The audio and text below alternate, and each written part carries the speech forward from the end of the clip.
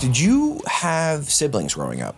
Yeah. Actually, well, for the first 13 years of my life, I was the only child. And then my mom, at the age of 40, had my little brother, and I had a sibling. And that taught me something too, Kev. It really did, because it helped me have the ability and the maturity to raise my daughter now, today. She's about to be 3 next month. But the responsibility I had, like, I literally named my little brother. And my mom was always working, so she would leave him with me. Now, if DCF knew that she was leaving a 9-year-old with a 13-year-old, I don't think they'd been too happy about that. I think my mom probably would have got in trouble, but she didn't. But I was pretty mature for my age. But just take the nurturing of my little brother, like, changing the pamper, putting the Desitin on, feeding him, burping him, being attentive, being that nurturer, man, at a very early age. So when it came to raising my daughter, it was like a smooth transition. Now, of course, there's certain things that I experienced with my daughter that I didn't experience with my little brother. He's a boy. It's a little different when you're a father. But I wasn't too far behind, Was mom working? A lot, hence why you were watching. Oh, yeah. Mom's was working, bro. Mom's was working. She had her own cleaning company at the time and some little side jobs. And, I was used to being spoiled, and she liked spoiling me. So she would always work hard to give me the finer things when it comes with clothes and, accessories, toys, gaming systems, stuff like that. So I'm definitely grateful for my mom, man. She busted her butt to make sure I had a life of no needs, especially, but a little want. Sounds like a great mom. Yeah, man, she was awesome. Is awesome. So is. She's still with us. Yeah, still is. Yeah, still with us. Yeah. Was your father around? Oh man, I met my father at 13. I never forget. I was in school one day, and they called my name on the intercom. Now initially, I'm like, oh, what the hell? What did I do now? Because I was known for in and out of student affairs because of my behavior. But today I ain't do nothing. I was like, man, I was good today. Come on now, what's going on? Talk to me. What is my name being called on this intercom for? So I went down to student affairs, and there it was. I seen a face congruent to mine. And I'm like, whoa. Just set me back a little bit. I was in a state of shock. I didn't know how to respond because a part of me wanted to be like, hey man, screw you. You wasn't here. But then another part of me just gave in and was like, hey, this is my dad. This is my father. That was that, that innate emotion, within self that it took over. It didn't allow me to rationalize and make a decision of not wanting him. It was just, I was just drawn. And I, gave him a hug, and we just, moved forward from there. And the relationship subsequent from the initial meetup, it wasn't what I anticipated. It was more of a friend than anything, as opposed to like giving fatherly advice and wisdom to how to navigate life. I didn't really get that much from my dad. He'll throw a quote in there every now and then, but it was more of on a friendship level, talking about girls and sports and stuff like that. But I appreciate what I did have from him, because a lot of people are not fortunate to have met their father. Yeah. So, grateful for that. That's also a very mature approach at a young age. I feel like a lot of people just feel like, F you, Dad, like you weren't here. Well, I wanted to. I know, but actions speak loud. Actions speak louder. Dude, if I acted on every emotion or the voice inside my head, I'd be life in prison, But no, that's a mature approach, and how you saw that. What was high school like for you? Were you playing sports? Were you getting into trouble, drinking, drugs? What were you doing? Man, high school for me was one of the most funnest moments of my life, bro. I was a popular kid, class clown, and I felt like, it could be a little biased, but I felt like my clique of guys were the best, and all my friends were majority athletes. Now me, I had a love for basketball, but for some reason, man, it's like, and I'm just being honest, when it was time for me to perform, when eyes watching me, I always dropped the ball. I could never perform as if I was by myself on the court practicing and I'm just in my zone. I always got stage fright. I always allowed those emotions to cloud my judgment and, stagnate my performance. But there was one point in time where I said, screw that, man. I'm gonna prevail. I'm gonna fight this emotion of stagnation and give it all I got and show these people my talent. Well, unfortunately, I had got into a fight. With a guy, with two guys. One was 18 and his brother was like 22, 23. And the 18-year-old, I beat him up. We had a prior beef, from a couple months back from that time of the fight. And he scared me at first. The first time he did scare me. I was intimidated because he was a senior. I was a freshman. And, he got the best of me as far as, the boo game, But that didn't never sit well with me, bro. They used to eat me up every day, man. So the next year came, I was a sophomore when I was going to a different school. And I was going to my friend's house late night. I was walking, bro, and I seen him. And I was like, you know what? That's so-and-so. So he was in the same apartment complex as one of my best friends that was living there at the time. So I say, hey, bro, listen, this, such and such? Like, oh, yeah, man, he ain't my brother. He say, you do? Hey, man, when you see him, tell him I want to fade.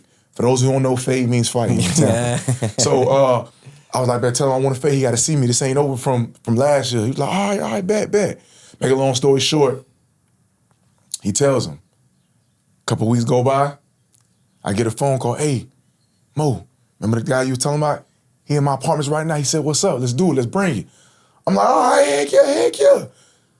But then that fear started to sink in a little bit. Started to self-doubt myself. Dang, do I got what it takes to beat this individual? Is it gonna be too much? Am I gonna perform well? If I don't win, what are my friends gonna think? All these emotions going through my head. So I made an excuse to my friend. I say, oh no, man, I got a bogus excuse. I gotta do some homework. Come on, man. On the weekend. But I was that Friday. It's like, man, homework, man, heck no, man, you done told me. I done told this man, he's trying to show you what you have to make the squad look like this and that. I'm like, man, I gotta do some homework, man. I'll catch y'all later. I hung up.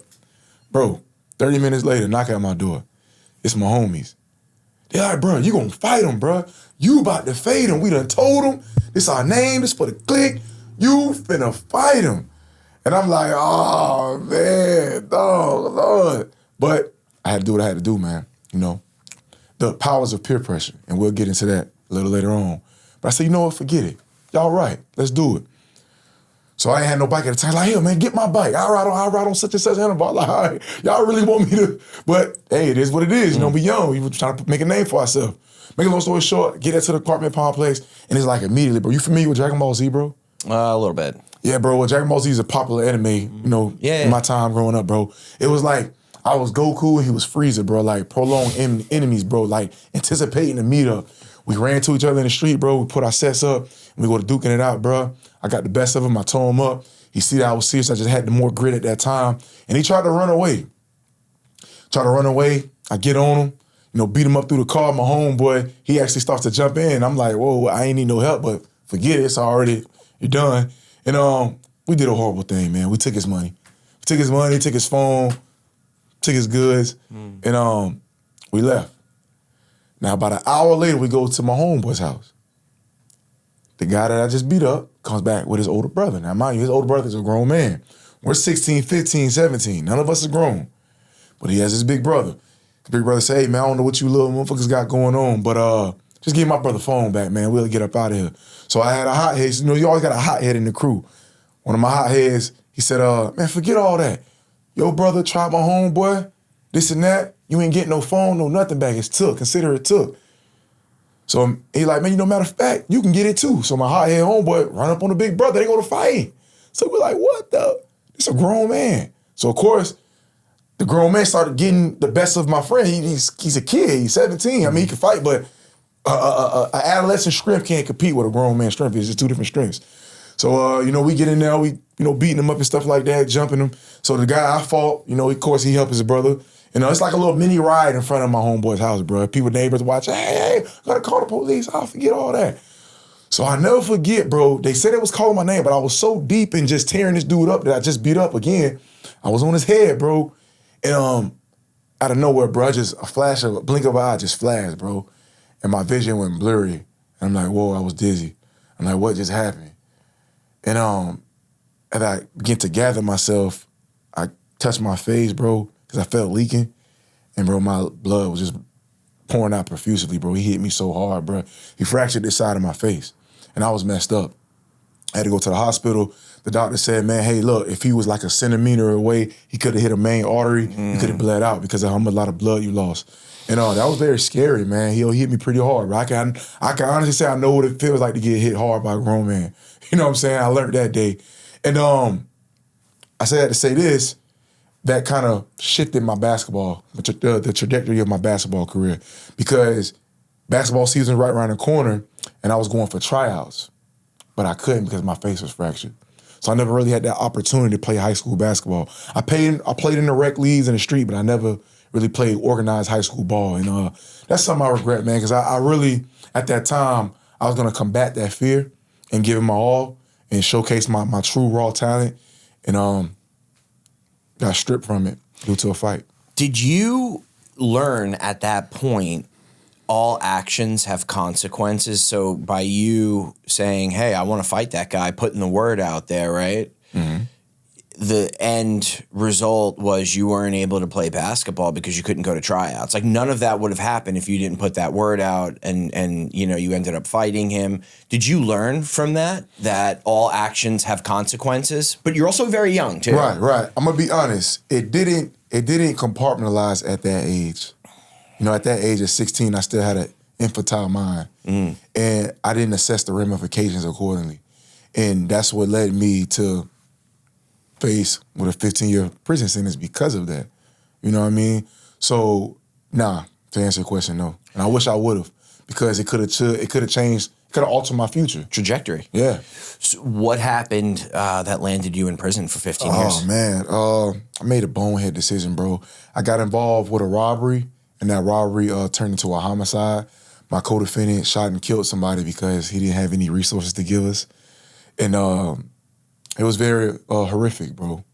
Very horrific. But it goes back to what you said, bro. Like, at that time, I had knowledge of the robbery. I was in on that. So that's why I'm not innocent by a long shot. And I tell everybody this, I wasn't innocent. Could you actually walk us through the day? Yeah, cool. for sure. So, were you a stick-up kid? No, I wasn't a stick-up kid. I was the accomplice, right? Now, my co-defendant, he had what you call motion in school, 17 years old, had more money than the average Joe Blow, right? And that always intrigued me. I was working at Busch Gardens, didn't have as much money as him, but I had my own, but not as much money as him. And the amount of money he had was a lot for a 17-year-old. So I asked him, I say, bro, man, what are you doing? Like, man, I sell reefer, marijuana, weed in school, and I rob, I hit licks. I was like, man, I'm kind of interested, man. Next time you do something like that, let me know. I want to get in on it. Like, are you sure? I was like, yeah, I'm positive, man. If it's reaping these type of benefits, like, all right, cool. We'll do it.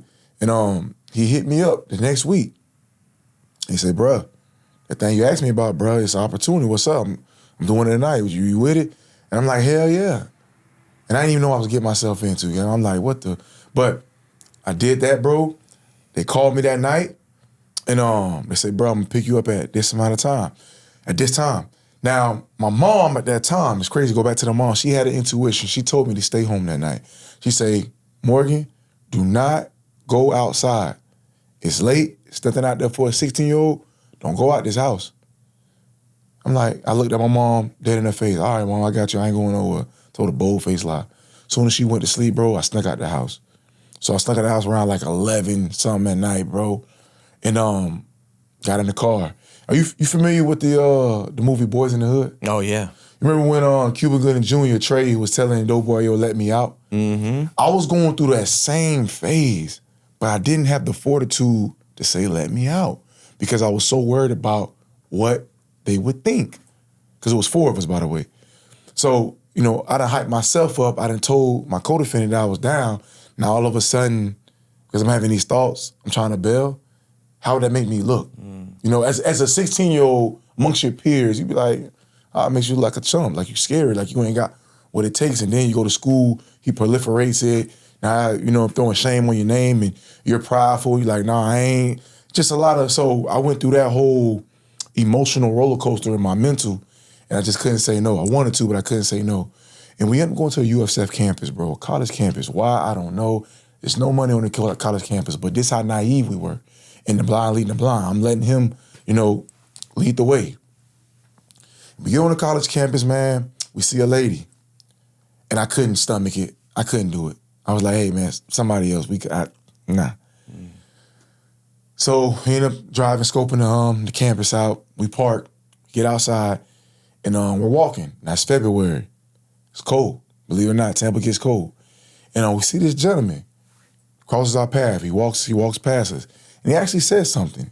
He said, it's cold out here, man. Can't wait to get into the heat, something along those lines. I say, yeah, man. I say, yeah, stay warm, man. Bundle up. And my co-defendant, he looks at me like, and I'm like, him? You just talk to us. Maybe you want him? He's like, man, him. So I ran up behind him, man, and I punched him in the back of his neck. When I punched him, his glasses fell. I could still hear the sound effect. Tick, tick, tick. And when he did it, he was like, what the? Because he was just so bamboozled. We just finished talking to you. We just did like a little greeting, And my co-defendant pulls a gun out. So you got the count of 3. I'm going to blast you. You know what time it is. And I'm looking. My co-defendant, I'm thinking he's bluffing. But what's so ironic and so scary is that the guy looked him dead in his eyes and said, you're just going to have to shoot me. I don't have anything. So at that point, in my mind, I'm like, you know what? Let me just hit him, rock his jaw a little bit, and let's run. He'll live to see another day. Jaw might be a little sore, but he'll live to see another day. My co-defendant counts to 3, and literally at 3, he shoots him. Bam! With a 9mm, WCC hollow tip bullets. And the guy cried in agony. I still hear it to this day, bro. He like, ah! And I'm like, I was so shocked, I yelled at my co-defendant's name. I'm like, what the? And I just ran, bro. Me and my other co-defendant, we ran. We ran to the car, left him. We out of here, bro.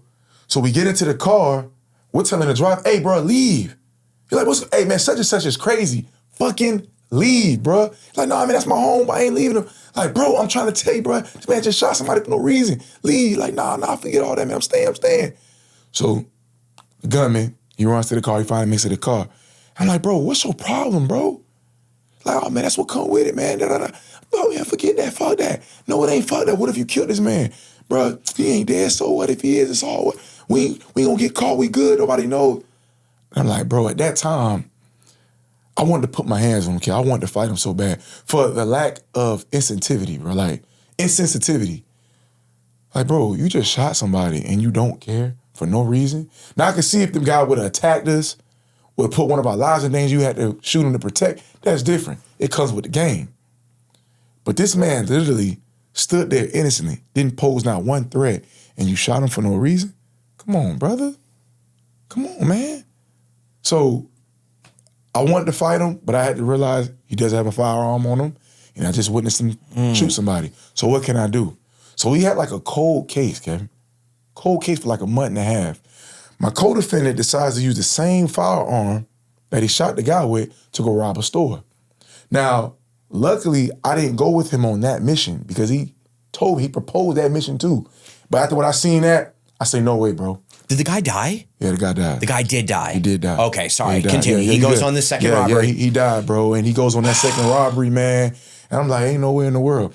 And it's crazy because I found out that the guy died on the news and the newspaper. They had a $100,000 reward on our head for anybody who had any info in regards to this cold case. So think about how I'm feeling. And one of my friends, man, I never forget, he calls me while I'm on the bus in school. He like, because I told 2 people. I told one of my best friends and I told my girlfriend at the time. Shouldn't have done that either. But, I had to get it out. I had to confess it to somebody. I don't know why I didn't tell my mom, because the outcome could have been a little different. But it happened how it was supposed to happen, because I'm grateful for my experience in prison, and we'll delve into that. But he calls me, say, hey, man, that situation you were talking about, I got something to show you. He shows me, bruh, Florida Sentinel. It's a local publication paper in the Tampa Bay area. And he shows me the crime section. There we are. 3 people running across the USF campus. Unidentifiable, though. Unidentifiable. You don't know who we are, but you just see 3 suspects running across. And I just almost wanted to shit on myself, bro. my stomach, my heart just dropped in my stomach. I'm like, because now I'm looking at you. And bro, is you gonna turn me in for this 100 grand? I don't know who to trust now. I kept thinking about it, bro. Like, would you, like 100 grand, 17, that's a lot of money. 100 grand is life-changing money, especially at that time in 06. So I'm like, man. But long story short, we ended up getting caught because they did have my co-defendant, the driver, the license plate on camera. So they traced that.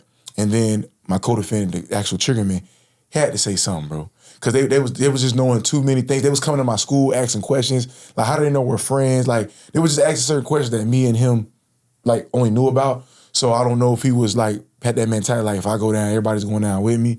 But while in the precinct, while they're questioning me, bro, I tried to lie. I tried to wiggle my way out of it. You know, I tried to, quote unquote, keep it real, as we like to say. But two things. I'm 16, I'm naive, I've never been in a situation. I'm going against people that's 30 years in the game. I don't know what they're doing, bro. All I know, they softened me up with some chips and a soda and asked me questions like they were on my team and doing all this, you know, psychological tactics. And they kept in and out the room. So every time I tell them a lie, they would know a lie. They would know it was a lie. I'm like, how the hell are they knowing this? What the hell is going on? So the last time they got up and they left the door crack a little bit and all I hear is a cry. Oh, man, I told you everything. This and that. I'm like, oh, shit. They had the driver in that room the whole time. So as I'm telling lies, they know it's a lie because the driver's telling them everything. So I'm like, oh, man. So I had to tell the truth, okay? Because I didn't want to dig myself in a deeper hole. So I was like, hey, bro, this is what happened. This is my part in it. Here you go. Yeah. Long story short, bro, I got sentenced to 15 years in a Florida State prison, followed by 10 years probation. You go away in 2006? Yeah, I get locked up in 2006 and I do 2 years in the county. Okay. And I go to prison in 2008 at the age of 18. Okay. And then you are locked up and you don't do the full 15 years, right? Nah, in Florida, it's 85% of your time. Okay. So you get game time up to 85%. You have to at least do 85% of your time. And I was fortunate to get all my game time, to recoup all my game time, because I did lose some game time due to some affairs I had in prison, some bad decisions. But I was able to recoup them and make it to my earliest release date, which was December 31st, 2018. So today it's been, 6 consecutive years I've been scot-free. No new charges, no technicals. I completed a 10-year probation term. Yeah. For people that say I can't complete probation, that's a lie. It's all about the mindset and who you hang around. Hang around the right people, have your mind right, keep yourself productive, and I guarantee you will succeed. But yeah, I did end up doing 5 years off 10 years. Yeah, so you have been out for 6 years, coming up on 7 in December. What have you learned from what happened? What do you, in what regard are you talking about? I'm sure you learned a lot of different things, but what is the ultimate takeaway from just the overall situation that took place? What sticks out in your mind that has helped you be? Because you said, listen, it happened. I'm grateful for my time in prison. What did the overall, even in prison, like your action, the consequence was prison. Overall, looking at it, not that I know you regret it. I know that you never would have taken someone's life or let your friend take someone's life or been part of that if you could go back. Correct. But you're not trying to rewrite the past. You said things happened for a reason, and I learned so much in prison in my experience. So what was your overall takeaway from that? So what did you learn in prison? I learned a plethora of things, but I do want to sum it up like this. And we can elaborate, but I want to just answer this question. Yeah. I learned that the individual that is in control of his emotion has the ultimate power. See, in prison, I was in an environment filled with violence, hatred, bigotry, drama, a lot of emotion, right? And I've witnessed certain affairs from other people where their lives were taken because of the misuse of emotions, reacting off impulse. You know, not delaying gratification, not knowing how to combat that urge. Because in prison, one word out of emotion, one wrong word out of emotion can be detrimental. Saying the wrong thing to a prison guard could be detrimental. So I had to learn how to take control of my emotions and not allow my emotions to be a detriment, but a benefit. So, prime example, there were times where CEOs might have said something I didn't like. I might have did something that I felt like was dehumanizing, but I had to weigh my options. I was on the brink of going home. My goal was to make it home to my earliest convenience. So am I going to react and allow my emotions to cloud my judgment and say what I really want to say? Or am I going to bite my tongue, compartmentalize it, really assess it? Is it really that important for me to give it a reaction? No, because the ramifications is going to outweigh that instant gratification of me telling that individual what I really want to tell them. You understand? You follow me, Kevin? You understand? Yeah. Oh, yeah. So I had to think, and mind you, I had to make these decisions in milliseconds. It's not like this is a long, drawn process. This is a millisecond, bro. You have to make these conscious decisions. Are you going to respond? Are you going to react? Because it's a difference. Reacting is when you make a decision off instinct with no proper calculation involved. It's just off instinct, off impulse of what you feel at that time. Responding, however, is when you make a calculated decision based on all the variables that are in place and you assess the ramifications. Hey, if I do this, this can transpire. Does this behoove me? Does this put me in the best case scenario? And if it's no, I make the wise decision off calculation. I'm not gonna do it. No, I'm not gonna go over there. I'm not gonna say that. I'm not gonna do this.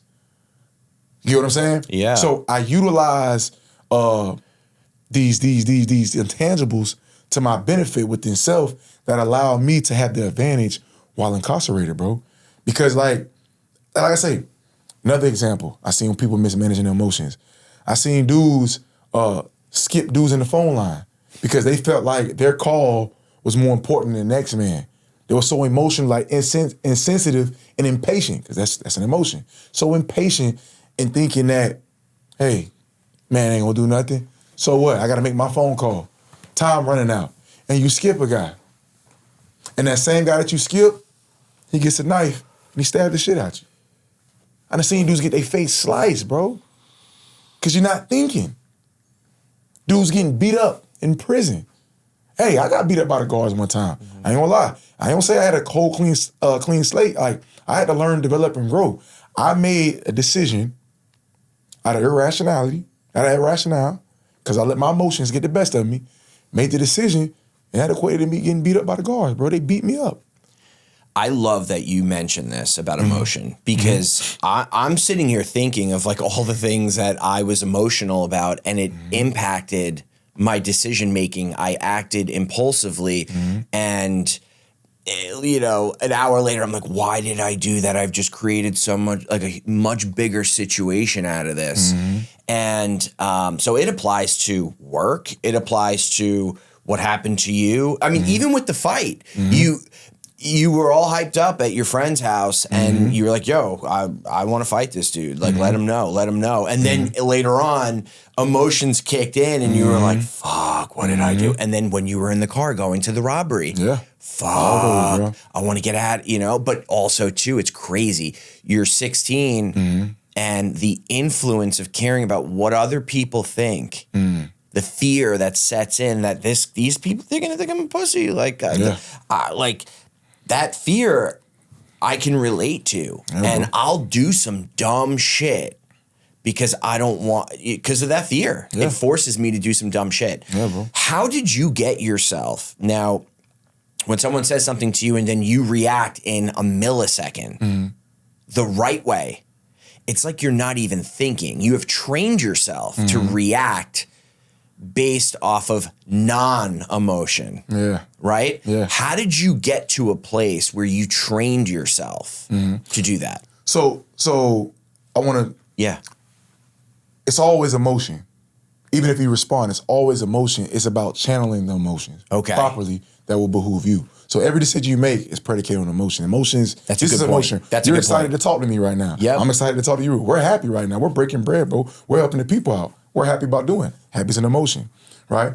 So I just wanted to clarify that. But no, it's great. how I trained my mind is first being aware of what emotional intelligence exactly was. And emotional intelligence in a nutshell is recognizing and knowing and labeling the emotions that I feel within self and knowing how to handle them properly while simultaneously being able to identify those same emotions in others and knowing how to approach them accordingly. That's what it is in a nutshell. Recognizing your emotions, knowing what that emotion is, and going to the root. Why am I feeling like this? You ever like, even if it happens, let's not talk about, fear and anger right now. Let's talk about happiness. Why are you happy right now, Kevin? Because you're here telling this amazing story and you have a lot to offer my audience. You see that? A lot of tools. Now, you see how you're able to decipher that? Yeah. And transcribe Bigger that? picture. The bigger picture. A lot of people can't do that. They can't interpret their emotions. Why am I feeling like this? Why am I happy? Why am I jealous? Why am I sad? Why am I mad? Why am I angry? And because they don't have the know-how where the root of it stems from and actually how to label it and recognize it, they mismanage them. And now it becomes a detriment as opposed to a benefit. And this is something I learned because I learned how to control my emotions and fortify my intangibles by just watching other people, how they dealt with each other emotionally. I seen a guy made a bad decision emotionally. I see how it turned out. It's guys in prison, because in prison, in the state of Florida at least, they identify how many times somebody been in prison by a letter on their tag. So 0 means first time, A means second time, B means third, C, fourth, et cetera, et cetera. So I'm seeing guys in there with G's on their tag. Like, how the hell did you not learn from the prior 10 times, bro? Like, what the heck? Like, but I mean, and I guarantee, bro, if you ask anybody in prison, if we did a case study right now, Kevin, what everybody was in prison for, 99.7% predicated on emotions. My situation, as you just alluded to, the emotions of me wanting the material of robbing somebody, not thinking about somebody could potentially die. Something can extremely go wrong. No, I didn't think about that. I was thinking about, damn, man, if I rob him, what if I come up on some jewelry, some money? What can I buy myself? I can buy myself the new J's. I can do this, I can do that.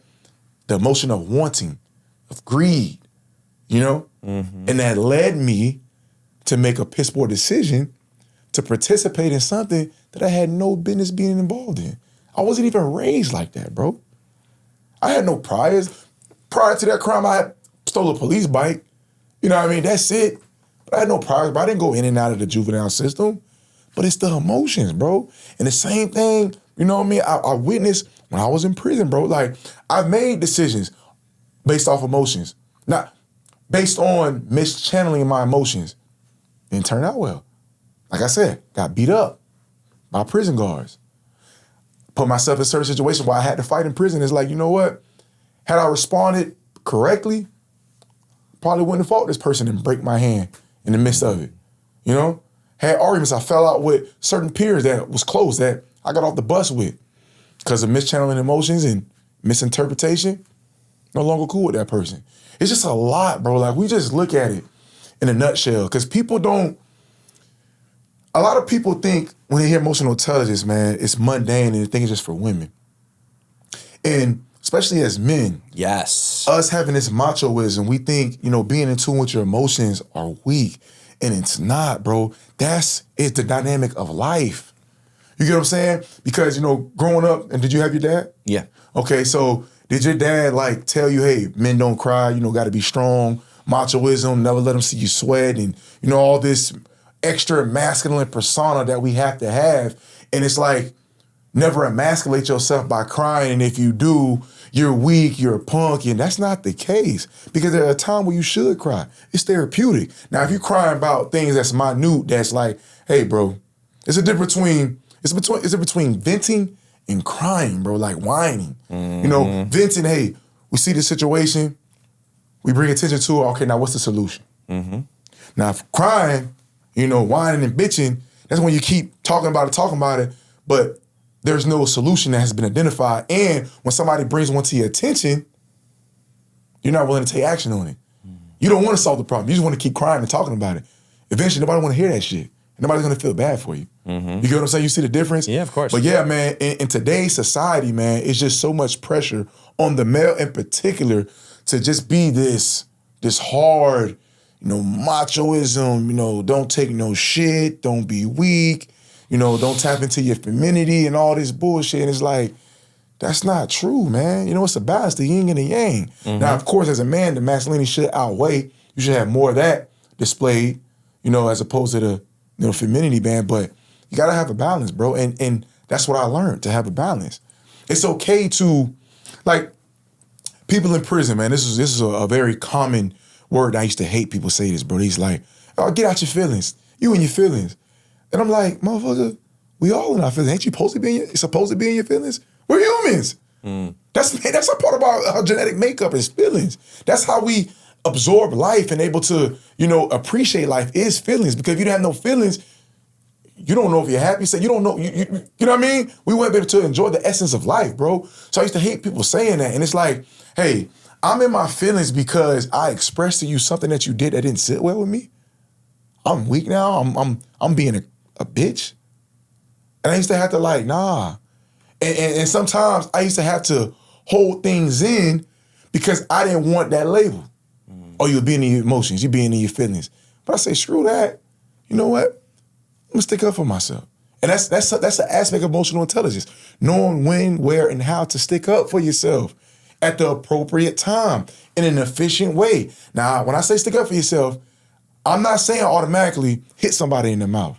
No, because how you alluded to earlier, you know how many times I got disrespected in prison? Millions of times. Think about it, Kevin. If I would have hit somebody in their mouth or fought, every single individual that disrespected me while incarcerated or out here in the free world, I'd probably be dead right now. Right? So we gotta learn, when is it appropriate to execute and display this motion in this manner, and when is it not? Because it's okay to be angry. People think, it's no bad or good emotion. Like I said, it's all about how you channel it, how you utilize it. Anger. People, it's a stigma with anger. Oh, don't be angry. Anger is bad. No, anger is good, depending on how you use it. Because let's say you're a CEO of a company. I'm your employee. I have a task to do. I'm not completing that task accordingly, Kevin. But if you keep coming to me passively and with a smile on your face, hey, Mo, man, the report's coming in, the performance is low, man. We got to get it together. We got to do it. And this is how you're approaching me every time. And no results, nothing has changed. I'm not taking you serious. But if you come anger with frustration on your face, looking at me, assertive, Mo, I'm not happy with what's going on. I'm angry right now. You've been performing poorly. We had a discussion. You said you're going to fix it. It's not. I'm not happy. Something needs to be done about this. This needs to be solved.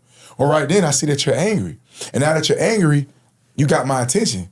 Now I might take you a little more serious. Now next month, those results are where you anticipate them to be because you showed that anger. And there's nothing wrong with that, but you didn't come slap me in my mouth. You didn't come jack me up. You didn't punch me in my shit. You didn't do that. You channel it accordingly, and you got the results that you wanted. Because now I tightened up, and I did better in my specified job requirement. Make sense? This is what I want the people to know. Because if you fortify yourself in your emotions, you become one with your emotions, your life will 10x in every area in life. I hear a lot of people, you got these gurus out here, selling courses on how to make money and get into this endeavor, and that's cool. But if you don't have your emotions, concise, appropriately, anything you delve into, you're gonna make a poor decision based off emotions. Real estate, forex, any type of anything, bro. It doesn't matter. Emotions is the catalyst to everything in life and everything we do, bro. Everything. So this is I love this. This is foundation, right? The life coaches out there that are saying, I'll 10x your revenue, what you're making, right? But it's the chicken before the egg here. You can't do that unless you have the foundational work. What you're talking about is foundational work. When you build a solid foundation and you put the action in and you start to change your behavior, your emotion, etc., the fruits come, the money come. Whatever you want, it'll come. Let's back up for 1 second. Okay. Yeah. How did you committed this crime, you were 16, you're in prison. How did you, I want you to dive deeper because for the listener right now who's understanding what you're saying about emotion and you're bringing up and making some great points, how did you get there? Yeah. How did you mature? That's maturity. I'll throw one out to you. I was able to channel my emotions once I started hanging out with other people who were able to channel their emotions. I wasn't hanging out with people who didn't have what I wanted. Yeah. Now, and I'm not talking materialistic things. I'm talking about the qualities that they embodied. Yeah. So that, for me, that's what I did. That was one of the many things that I did. What are some of the things that you did to get you there? You sure you want this, Kevin? I'm about to dive in. No, dive it, man. Dive. All right, people want it, all right? All right. So look, what you just said, perfect sense, man. Are you familiar with the sum of 5? I'm not. Okay, so the sum of 5 is you are the sum of the 5 people you associate yourself with. Okay. So if you hang with 5 businessmen, you're going to be the 6th businessman. If you hang with 5 thugs, you're going to be the 6th thug. If you hang with 5 nerds, guess what? You're going to be the 6th nerd. So as you alluded to, who you hang around. So I was blessed, that's an understatement, but I was blessed to have encountered a phenomenal gentleman who just happened to be my mentor while incarcerated by the name of Osiris. Osiris at the time was like on his 20-something year of a life sentence bid out of Miami, and the man was phenomenal. His articulation skills, the way he reasoned, just everything about him, his whole stature, about 6'4", 6'5", very intellectual, man. And I was drawn to that, bro. And I wanted to be like that. And he took me under his wing, man. And he always gave me this quote, and I tell this quote, any platform I get on, I gotta leave him with this quote he gave me. He said, Mo, never be consumed by the fire, but purified by the fire. And I'm like, man, what are you talking about, bro? He always throwing these little riddles out here. He say, if you take a piece of paper and you crumble it up and you throw it in a brush of fire, what's gonna happen? It's gonna disintegrate, it's gonna get consumed, right? Now, he say, if you take a raw, dirty gold nugget, right?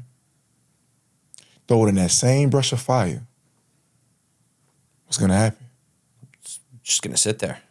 It's gonna get cleansed. It's gonna get purified, ready to be retailed at high value.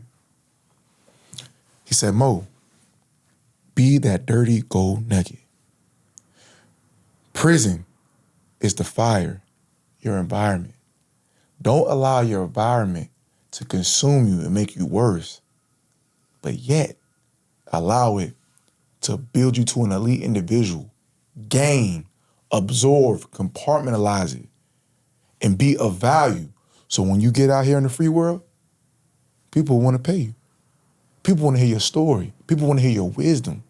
People will see the value and want to bring you in. Just how people want to buy that piece of gold nugget or that gold chain when you see it in the jewelry store.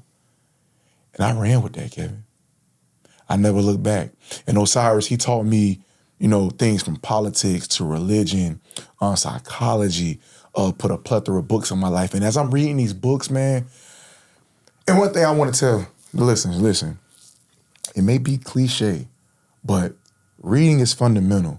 I have been so many places around the globe from a 4x10 cell from reading books, man. Antarctica, Africa, space, I fought with aliens. I was with Cinderella, you name it, man. I was everywhere, bro, because the reading took my mind out of prison, out of that cell, and it just allowed me to escape. But as I'm escaping, I'm learning. And one thing reading does that's very paramount is it allows one to identify options. And that was the inception of my journey of emotional intelligence. I knew I had options because I started looking deep into self. You know, all these self-help books, you know, psychology and stuff like that. I'm like, what led me in prison? It wasn't the system. It wasn't you. It was me because of my decision making. Why did I make that decision? Because I wanted this. What was that though? That feeling. Those feelings are emotions. I just started like I was like a therapist. I was like my own therapist within inside self. I'm just throwing myself questions and I'm answering them. Because reading all these books, bro, it just did something to me. I became smart, bro. It's like the things that, like even we told at the beginning, you said, what was I thinking, you know, at the fight at 16? I didn't know because I wasn't reading books. I wasn't compartmentalizing all this information. But now I'm in prison, bro, and I'm edifying myself. It's like, wow, I really didn't have to do what I did. I was a fool, especially considering that, you know, I'm a man of African descent and knowing the history of slavery. It's like I have ancestors that fought and died to not be in servitude. But here it is, I put myself in predicament, subjecting myself to be in a circumstance where I'm given voluntary servitude. When these people just fought, that's a spit in the face, bro. But I didn't know that. I wasn't aware of it. So that just gave me a boost. And I'm like, you know, never again will I ever allow my emotions or piss poor decision making subject me into these hellacious conditions. Never. And that's when I began on my journey, bro. And it just added, it just built from there. And like I say, wisdom. I just seen the outlook of people not in tune with their emotions, not in tune with themselves, man. And what it transpired. So you are now this gold nugget that has just been cleaned off. You get out of prison December 2018. Do you hit the ground running?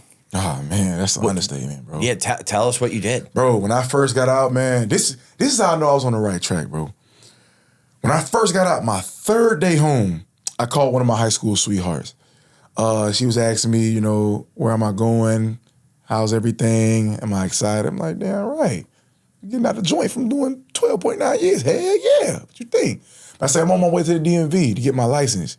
She's like, what? I said, yeah, I'm going to DMV to get my license. She's like, bro, mark my words, she say, I know you on your shit. I say, why? I say, my baby daddy been out for X amount of years and he still ain't got his license. You coming home your third day, you about to get your license? And it didn't dawn on me. I didn't know how. I thought it was a minor. I thought it was, you know, a bare essential, right? But in retrospect, having the experience I had today, going back to then, it's like, wow, I see why she said that. Because there's so many people in their 30s, 40s, and 50s that don't have their license. So right then and there, that was the inception. Then my 22nd day, I got a job, bro. I didn't make no excuses, bro. See, my whole thing was this, Kevin, when I got out. I heard the excuse in prison, oh man, it's hard out there, man. This and that, I can't get no job because I'm a convicted felon, I got this and that. So I took it as a challenge. I said, you know what? I'm gonna make it hard for somebody to say it's hard out here. But here's the caveat though. The only way I was able to do that was allow my environment to make me better. See, the environment that I was in, prison, I learned so many skills. I learned how to speak effectively through Toastmasters. Are you familiar with Toastmasters? Toastmasters is a nationwide fraternity that builds public speakers and leaders. It helps you how to communicate effectively, talk in front of the masses. So I took advantage of that. So that's how I'm able to have the ability to speak well with confidence. I learned the second language, Spanish. I got a trade. I just did a plethora of things, bro, that allowed me to bring value to somebody. Because I knew when I got out of prison, somebody see that charge, murder charge, attempted armed robbery, they're like, oh, they're a little apprehensive. I don't want to get this guy a job. He's going to kill me. He's going to hurt one of my staff. And then when they see all my accolades, though, and all my credentials, that's value. That's something I can help you with. I can solve some problems that you're currently dealing with. And when they seen that, it was like, well, you know what? And then when I told them exactly what happened and how it transpired, like, oh, okay, so you're not a killer. No, by no way, form, or fashion am I a killer, man. I just got tied up with the wrong crowd. This would transpire. I had no control, and there you have it. But that in itself put me in a great situation because, like I say, and I know I'm probably going a little too fast, but the 22nd day, I got a job with the temp service. I just wanted something quick. I just wanted to get some money flowing in. I was making $13 an hour, bro. I remember it used to take me like 50 hours to make $400. But it was better. It was better than nothing because in prison I was working for free. So I couldn't complain, right? But I was just saving like majority of my checks, putting them up. Because at the time I was living with my mom, didn't have an astronomical amount of bills. So I was able to save up. So I was running my own business. While I was in prison, a guy always told me, start a vending machine company. Say vending machines, they're easy, they're convenient, your presence is not required all the time, and it's a low overhead. So when he told me about this, he was talking about candy machines. I'm like, man, nobody stuck no quarters, man. You ain't finna make no money doing that. Like, the hell you not? And he broke the math to me. He said, see, you looking at it like you're gonna get rich off a machine. It's a numbers game. Imagine if you had 10 machines, candy machines, placed in high traffic locations, and every day, just one day, every day, somebody put a quarter in there for 30 days straight. How much money is that? I started calculating. Now times it by 10. I was like, you know, that's a pretty little penny, especially when my presence is not having to be required all the time. So I was like, you know what? Maybe I might take advantage of this. And I just did just that. And in 3 months, I started my company, Van Zet Vending. I started off with candy machines. I eventually got up to like 10 machines, just like the other guy suggested, and I was making good money, and I wanted to elevate. Oh, but let me tell you my first machine got placed at, bro? At the job I was working at, bro. I hollered at the boss, the guy that hired me on the temp, and I was like, man, hey, such and such, you know, ain't nothing much, man, but I got a candy machine, man. I just really want to put it in the corner, you know.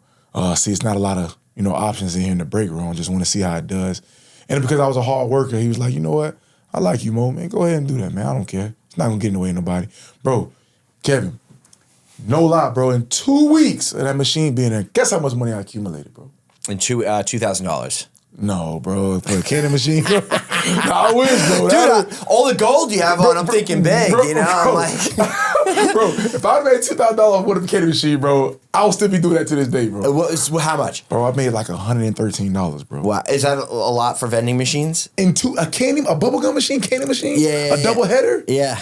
Quarters? Yeah. Bro, quarters, 2 weeks? Yeah. Bro, it was on, bro. And I just elevated, bro. Right then that gave me my momentum. And I just elevated, bro. So I'm making like, you know, a couple of $100 off fucking candy, bro. That's awesome.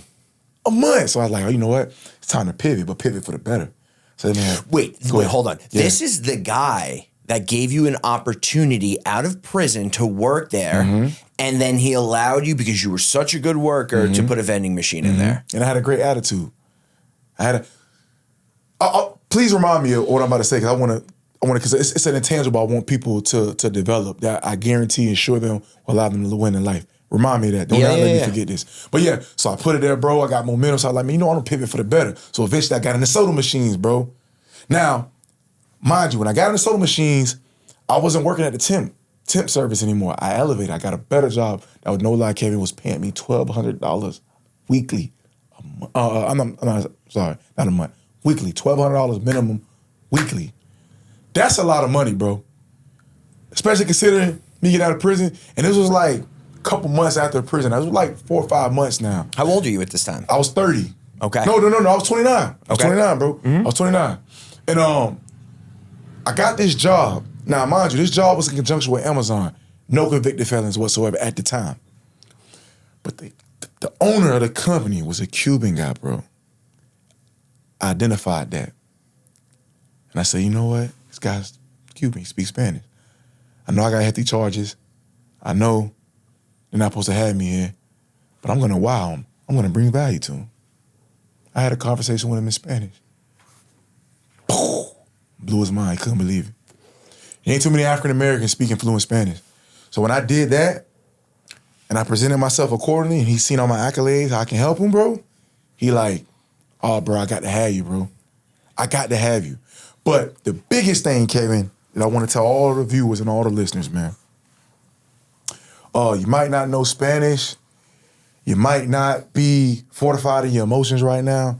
But what you can do starting today that will allow you to elevate in life and have so many doors open up to you that initially supposed to be closed to you is have a winning personality.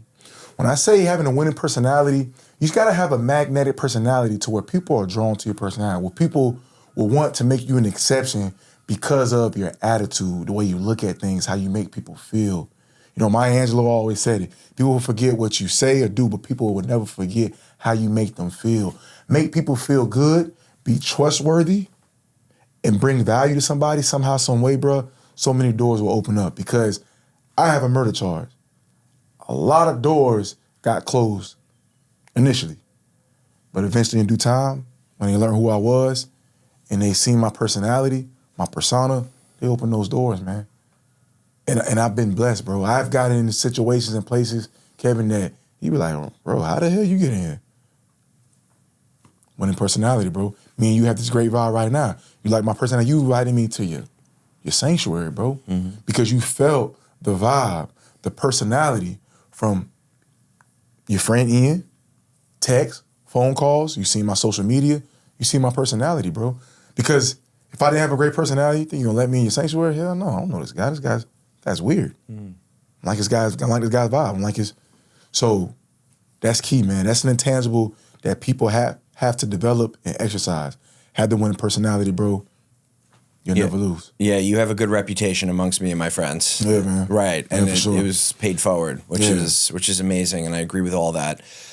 So you are doing this second job, $1,200 a week. You are doing the vending machines as well. When do you branch off and start to realize that your knowledge could be monetized? Now, you don't have to go and work for anyone. Right. And when do you start to branch off and take action in that area of your life? Okay, so while I was working at a nice paying job, it was one caveat about that job. In the month of December, it got slow. There was no work for us. So that didn't sit well with me because for 4 weeks straight, bro, I ain't got no money. And it's like, bro, bills, still got bills, stuff adding up, you know, I'm used to these checks. And it was like, it wasn't good. I didn't sit well with me. So I looked for alternatives. So I got whiff of Airbnb. Are you familiar? Mm-hmm. So I heard how lucrative the industry was. Now, mind you, this was in like 2020, I believe, 2020. Yeah, if I'm not mistaken. And I heard about it. I got interested. I'm like, hey, man, I can make some money by a home. Just utilize like a hotel. People pay me to stay for a couple of days, short-term rental, et cetera, et cetera. So I moved forward with it. I bought a coach. For anybody, man, listen, if you want to do anything in life, you have to get you a coach, man. Accelerate all the nuances, all the roadblocks, all the hurdles by getting a trusted coach that can help get you to the level that you desire. Just want to pinpoint that. But anyway, got me a coach, Airbnb coach. He gave me the game. I take off with it. I get an Airbnb, bro, adjacent to the same house that I got incarcerated from. Same towns, bro, like literally like 8 houses down. Ironic. I put it on Airbnb, make a long story short. Guess how much money I made monthly off this, man. Now this is like, it's not a raggedy, but this is not like a luxurious town. This is nothing like this. I'm talking about a average mediocre townhouse. Kevin, I brought in $8,000 in 1 month. Bro, when that happened, it was over. It was over, bro. I put my 2 weeks notice in with the job. I mean, $1,200 a week is good, minimum. And there's times I'll bring in $1,900 depending on the overtime. But bro, when I made $8,000 for myself, from the knowledge that was bestowed upon me from a coach, I believed. And I got another and another and another to the point where I was making like $40K a month just off Airbnb, right? But they say good things don't last long, man. Eventually, Airbnb started to slow down. I wasn't getting the money that I was accustomed to. And the market kind of dwindled. And I did away with them recently. And now I had to transition because I'm like, you know what? Like right now, I have a lucrative rental car company in Tampa. Made me 6 figures. Done hella numbers. Most money I ever seen in my life. But I had to come to the grips. This is not my pinnacle. This is not my calling. My calling is to help the individuals out there that's going through some type of adversity and feel like they can't get out of it. Feeling stagnant, feeling stuck, You know, the people that their emotions are angers instead of, you know, benefits. And I started just putting content together, bro. Everything I learned in prison, you know, how I, you know, built my intangibles up and how I applied those same intangibles out here that enabled me to success, to have those same doors opened up to me. I wanted to proliferate that to the people, man. Because I know I'm not the only one. Life be lifing, bro. We all need some type of help and navigation and assistance through life. And this is where I'm at, bro. This is how I help people, you know, with my wisdom and my experiences. And I love it. This is where I'm supposed to be at, man. You know, I feel so much joy, Kevin, when people say, hey, my story inspired them and the example I gave was practical and they actually applied it and they received substantial results. I love when my clients tell me that, It's man. the best, dude. It's the best, bro, because it's like,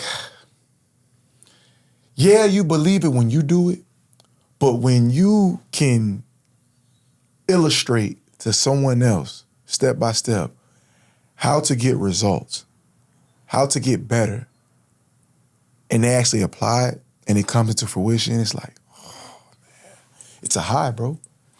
If you do something, so I used to work at Google, and they were very big on, like, for example, if I simplified a process or something or did something more efficiently, like completed a task in minimal amount of time and maximized our results, they were like, oh, cool.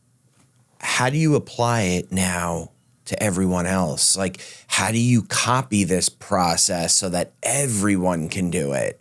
That is fucking hard. Yeah. It's so different when you do it, but then when other people start to do it and it's now impacting a whole community of people. Yeah. Well, to watch it, being the initial person to do it is amazing, but it's also a talent and it's a gift if you're able to, you know, most definitely broaden that. Malcolm X said, in the autobiography of Malcolm X, I never forget, he said that a master teacher is somebody who can take something so convoluted, break it down to where an elementary student can understand. And a lot of that flies over a lot of people's head. Sometimes people try to keep it complex and wonder why people are not adhering. I hate that shit. You know, comprehending. And it's like, bro, everybody's not on that level. But as a leader, as a master teacher, as a coach, you have to identify your audience and say, hey, this is where my audience is at. What examples can I use? How can I break it down to the simplest form to where they can absorb it and get the most from it? And a lot of guys are not doing this out there. They're not doing it out here. They're not. They just think everybody's on the same level. Hey, do this, and you're going to receive substantial results. That may be the case for some people because everybody's on a different level. And that may be the case for you, per se. That's not the case for everybody. So you have to deal with people accordingly. And this is something that I have identified and that, you know, I practice. You got to break it down according to your audience, man. Bro, you're getting me hyped up. I want to hire you, man. Yeah, bro. I'm serious, bro. I'm serious, yeah, bro. I'm serious, no, man. Like, listen, it is from where you were and where you've been.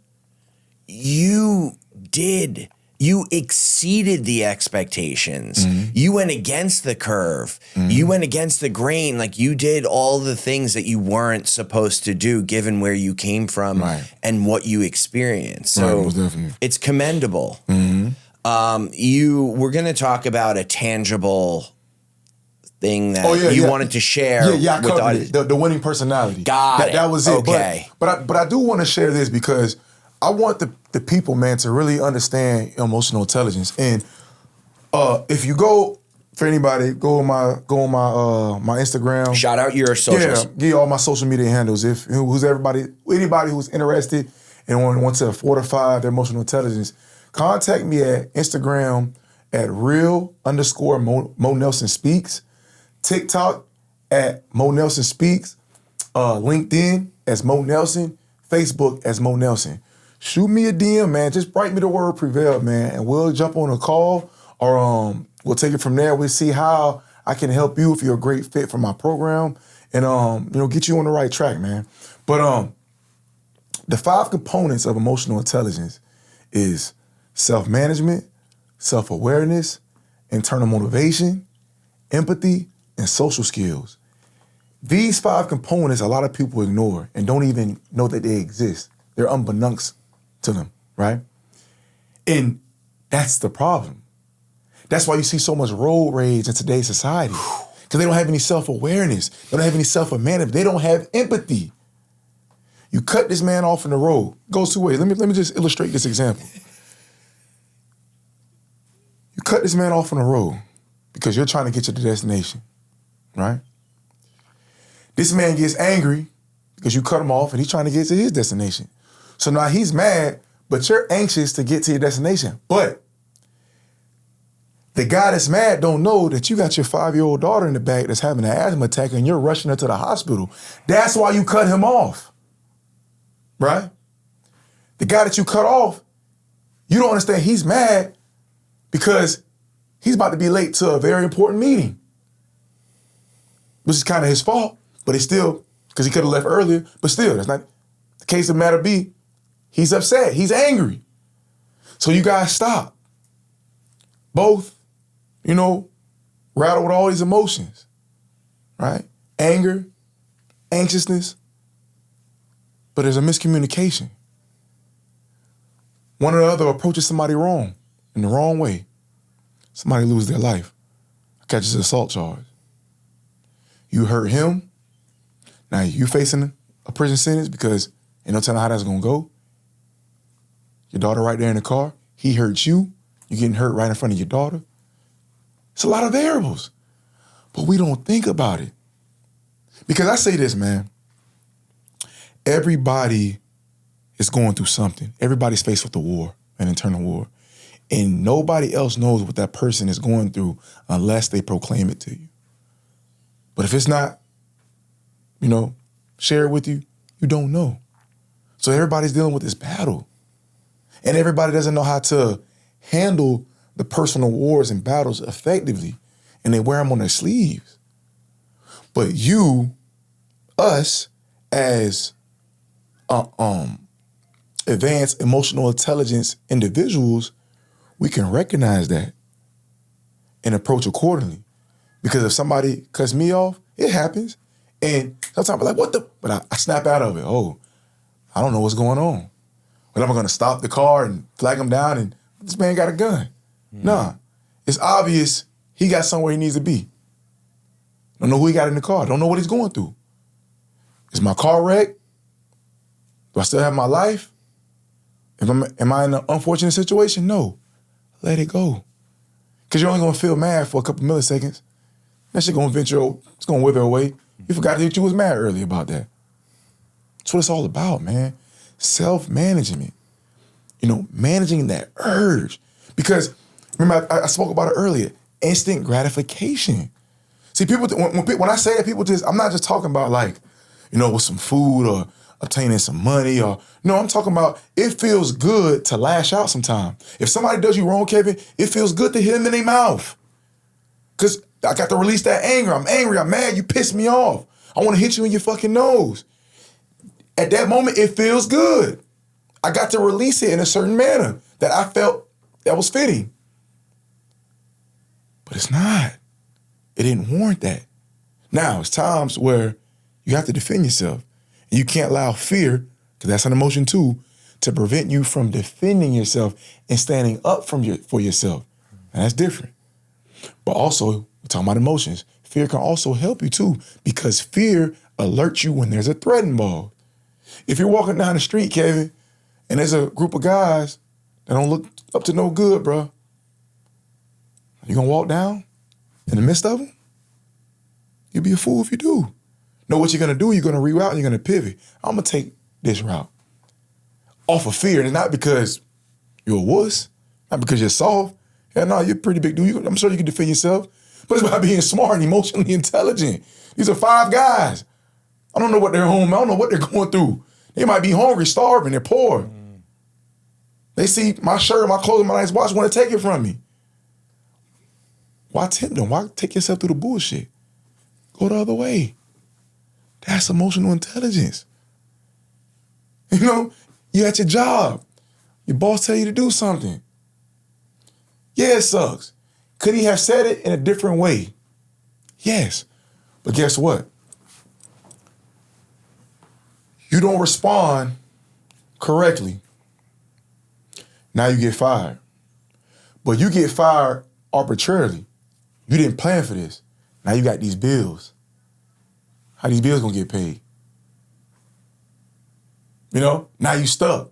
You got all these things that was coming along, but you didn't assess that, you know, or compartmentalize it when he said what he said, and you was mad and you wanted to lash out and tell him how you really felt, which is cool, but how you do it is what's important. But you did it out of anger, out of frustration. He didn't like how you reacted. Clock out, they'll never come back. What are you gonna do? Are you gonna beat him up? So now you fired with a job and you got a fucking assault charge. Like, bro, it's simple mathematics, bro. It's simple mathematics. And I'm gonna say this too, what plays on our emotions, man, is our environment too. If you know an environment incites a certain emotion, Kevin, don't place yourself in that situation. If you know it's an individual, bro, that rubs you the wrong way, that, you know, he can get you off the wagon a little bit, why put yourself around him? You need to subtract yourself around that person, from that environment, from those things. Simple mathematics. This is how I made it. I'm not perfect, bro. I know it's certain things that a person can do that will tick me off, Kevin. And because I know that, because I'm self-aware, because I know myself, I stay away from it.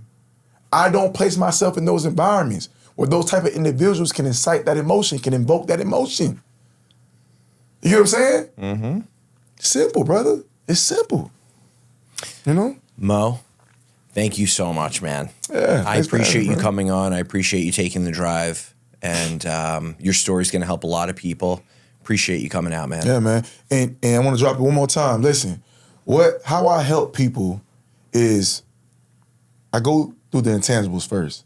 You know, I help you with your why, what's your purpose, what it is that you're trying to do, what are you struggling with. And I only can help you as much as you're going to help yourself. I help bring out the best in you as people help bring out the best in me. But at the end of the day, you have to make the decision. You have to do it. I only can help. But if there's something that you see I can assist you with, please reach out. Let's talk. Let's vibe. I want to help you become your best self. So in any endeavor you partake in, you will 10X and you will have substantial success. Thank you, Mo. Thanks for having me, Kev, man. It's been a pleasure, man.